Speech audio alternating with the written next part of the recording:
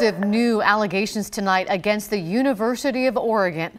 It's accused of offering a, quote, astronomical amount of money to recruit a college basketball player. This came to light during the federal trial of an Adidas executive from Portland. He is charged with wire fraud connected to paying a recruit at a different university. KGW's Kylie Boshi joins us with the latest on the University of Oregon connection here. Kyle. These allegations against the University of Oregon came from defense attorneys in the wire fraud case. Their client is Adidas executive Jim Gatto, and he's accused of facilitating a $100,000 payment to a player at the University of Louisville.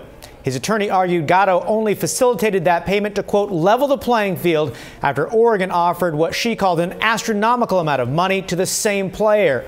That's according to reporters who were at the trial, which is being held in New York. The sports world has been closely watching Gatto's trial to see what it reveals about the murky world of college basketball recruiting. This is video of Gatto walking out of his original court appearance here in Portland 1 year ago. His attorney also called out other schools as offering payments, including Maryland and Arizona. We expect the defense to present more evidence later in the trial that backs up this allegation against the University of Oregon.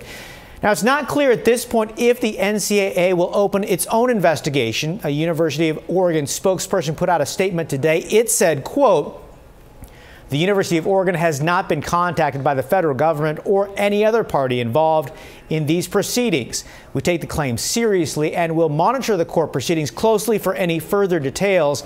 We'll certainly continue to monitor the trial as it moves forward and bring you the latest.